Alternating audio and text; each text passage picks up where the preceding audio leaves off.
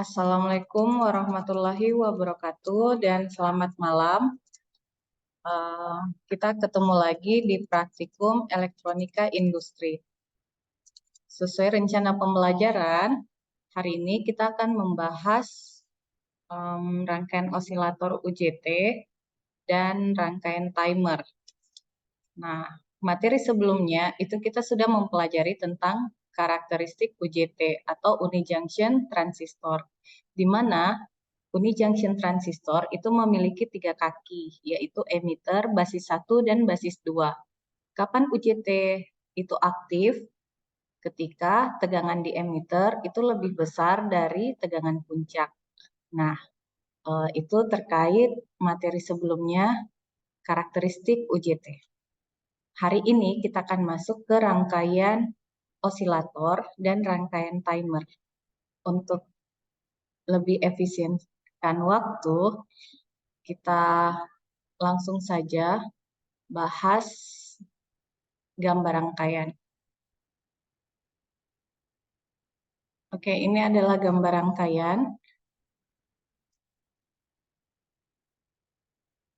Nah, sebelum kita masuk ke intinya, ke prinsip kerjanya, ini dapat dilihat ini adalah UJT yang memiliki 3 kaki, yaitu emitter, basis 1, dan basis 2.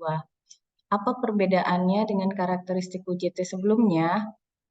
Nah, perhatikan di kaki emitter. Di karakteristik UJT kemarin itu tidak terhubung oleh kapasitor. Pada percobaan kali ini, UJT sebagai osilator dan rangkaian waktu atau timer itu kaki emitter terhubung ke kapasitor. Di sini terdapat kapasitor yang berbeda-beda nilainya, dari 1 mikrofarad, 22 mikrofarad, dan 100 mikrofarad. Oke, kita langsung saja. Pada praktikum UJT sebagai osilator dan rangkaian timer itu, di sini kita menggunakan DC 12 volt. Nah, untuk percobaan ini kita menggunakan jack banana, di mana terminal yang kita hubungkan itu adalah terminal 1, kemudian terminal 4, kemudian terminal 7. Jadi untuk langkah pertama kita menggunakan kapasitor yang nilainya 1 mikrofarad.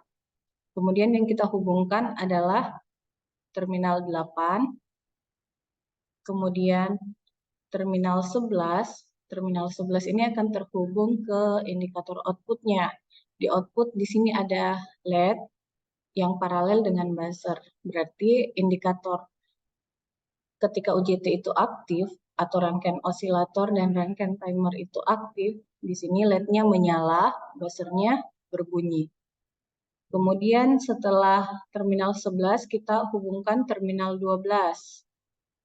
Kemudian kita hubungkan terminal 14. Baiklah, kita langsung saja.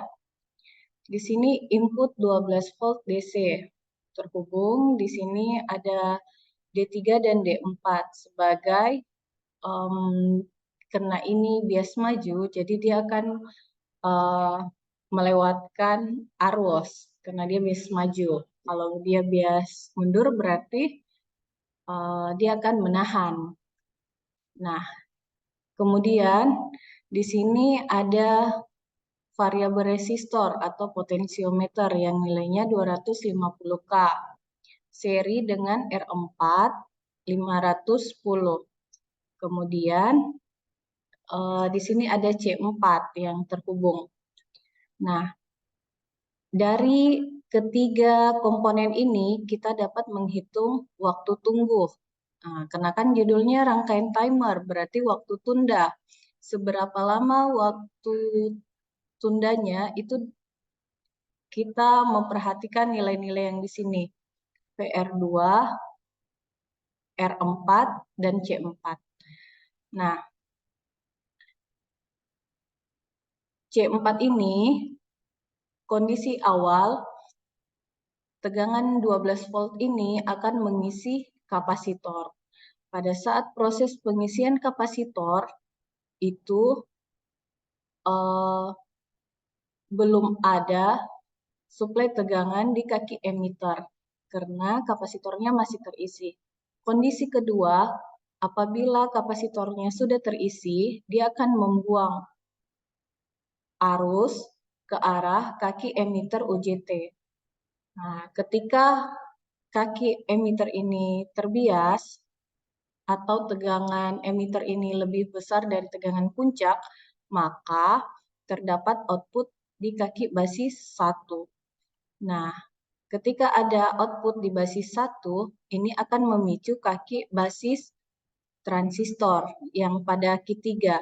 Kaki basis terpicu, maka kolektor emitter terhubung.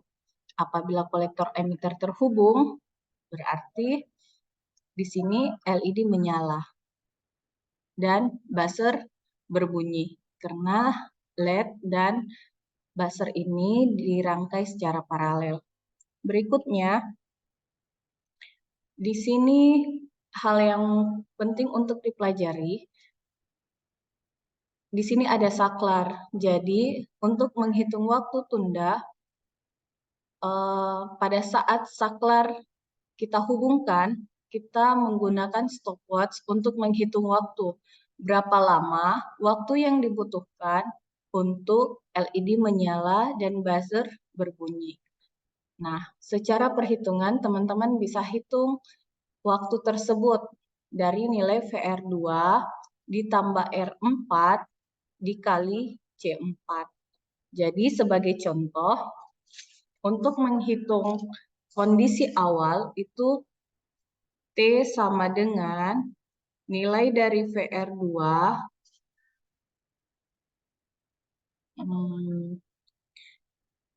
nilai dari VR2 ditambah nilai dari R4 kemudian dikali dengan C4. VR2 itu nilainya 250K. R4 itu 510 ohm. Apabila kita ingat, kalau kita ingin menjumlah, satuannya harus sama. Jadi kalau di sini kilo ohm, di sini juga ubah jadi kilo ohm. 510 ohm itu sama dengan 0,51 kilo ohm. Berarti 250 kilo ditambah 0,51 kilo ohm dikali C4. C4 nilainya 1 mikrofarad. Nanti silakan hitung berapa waktu yang dibutuhkan untuk LED menyala dan buzzer berbunyi. Kemudian, buatlah kesimpulan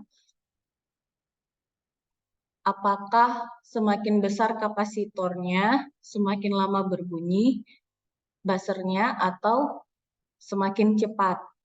Karena ini nilai kapasitornya bervariasi dari 1 mikro sampai 100 mikro.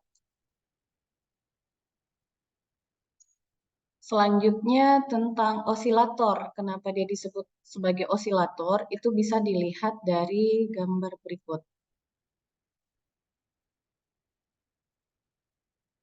Nah, ini.